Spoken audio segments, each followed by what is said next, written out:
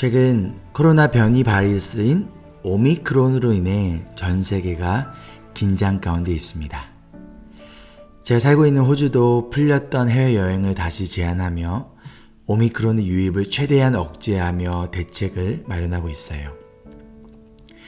여러 학자들이 말하기를 오미크론과 같은 변이 바이러스의 원인 중에 하나가 선진국과 후진국의 백신 공급 불균형이 만들어낸 결과라고 이야기합니다. 호주처럼 부유한 나라에서는 이미 국민의 90% 가까이가 백신 2차 접종을 한 상태이며 추가 접종인 부스터샷까지 가능한 상황이지만 아프리카에 있는 나라들처럼 가난하고 힘이 약한 나라들은 백신을 구하기가 힘든 상황인 거죠. 10월 30일 기준으로 세계보건기구 WHO에 따르면 아프리카의 절반 국가에서 백신 접종을 완료한 인구가 2%라고 합니다. 그리고 10% 이상 백신 접종 완료한 국가는 아프리카 54개 나라 중 15개 나라에 불과하다고 해요. 이러한 상황 속에서 오미크론과 같은 변종 바이러스가 아프리카로부터 발생하여 지금 다시 전 세계로 빠르게 퍼져가고 있어요.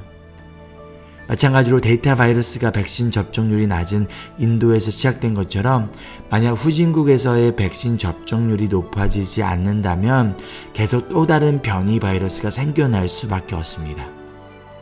그리고 이 결과는 전 세계가 함께 지게 됩니다. 그럼 왜 이러한 상황이 생긴 걸까요? 사실 아프리카와 같은 후진국이 가지고 있는 가난과 빈곤의 문제는 오래전부터 계속 지속되어 왔던 일이에요. 단지 선진국에 살고 있는 우리에게 피부로 와닿지 않았기에 무심한 채 살아왔을 뿐이에요.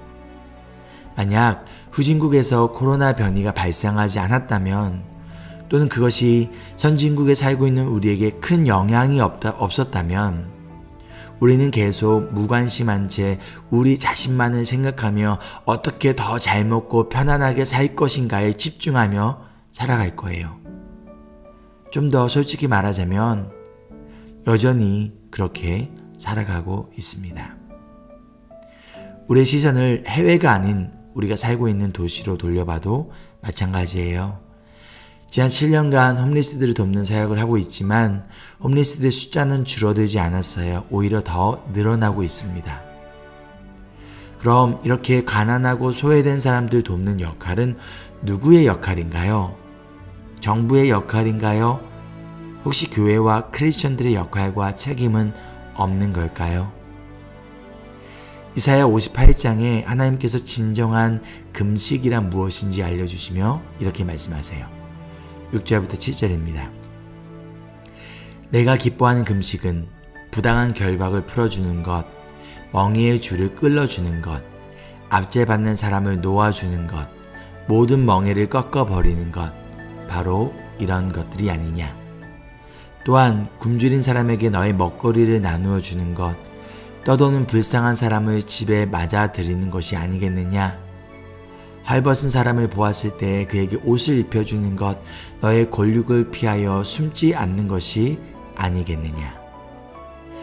예수님께서는 마태복음 25장의 최후의 심판에 대해 말씀하시면서 구원을 받는 자들에게 이렇게 말씀하세요. 35절부터 36절입니다. 너희는 내가 줄일 때에 내게 먹을 것을 주었고 목마를 때에 마실 것을 주었으며 나그네로 있을 때에 영접하였고 헐벗을 때 입을 것을 주었고 병들어 있을 때 돌보아 주었고 감옥에 갇혀 있을 때에 찾아 주었다. 그리고 40절에 말씀하시길 너희가 여기 내 형제 자매 가운데 지극히 보잘것없는 사람 하나에게 한 것이 곧 내게 한 것이다. 사도행전에 나온 초대교회의 모습은 이렇습니다. 사도행전 4장 34절로 35절입니다. 그들 가운데는 가난한 사람이 한 사람도 없었다. 땅이나 집을 가진 사람들은 그것을 팔아서 그 판 돈을 가져다가 사도들의 발 앞에 놓았고 사도들은 각 사람에게 필요에 따라 나누어 주었다. 이 말씀을 통해서 알 수 있는 것이 무엇인가요? 하나님께서 교회와 그리스도인들에게 전하시는 메시지는 무엇인가요? 가난하고 병든 자들, 소외된 자들을 돌보는 역할과 책임이 정부만의 역할인가요? 아니면 교회와 그리스도인들에게도 맡겨진 역할, 그리고 책임인가요? 우리가 예수님께로 가까이 다가갈수록 우리의 시선은 가난한 사람에게도 가까이 가게 됩니다. 우리가 예수님의 마음을 더 깊이 깨닫고 공감할수록 우리에게 주신 물질을 가난한 사람들을 위해 기쁨으로 사용하게 됩니다. 적용 질문입니다. 첫째, 여러분의 주변에 재정적으로 어려운 사람이 있나요? 그럼 그들에게 어떠한 도움을 주고 있나요? 만약 아무런 도움을 주지 않고 있다면 그 이유는 무엇인가요? 둘째, 오늘의 말씀이 여러분에게 무거운 부담으로 다가오나요? 아니면 거룩한 사명으로 다가오나요? 함께 기도하실까요? 고아와 과부 같은 우리를 버려두지 않으시고 먼저 찾아오신 예수님, 그리고 우리의 인생 가운데 동행하시며 때에 따라 필요를 공급하여 주시는 그 은혜와 사랑을 기억하며 우리 또한 우리 주변에 가난하고 소외된 자들을 예수님의 마음으로 사랑하고 돌보는 우리의 인생이 되도록 성령 하나님께서 우리의 마음과 삶을 변화시켜 주시옵소서. 우리를 복음과 사랑의 통로로 사용하길 원하시는 예수님의 이름으로 기도합니다. 아멘. 오늘도 예수님의 사랑과 은혜를 나누는 우리의 삶이 되길 기도하며 응원합니다. Embrace Jesus, embrace people.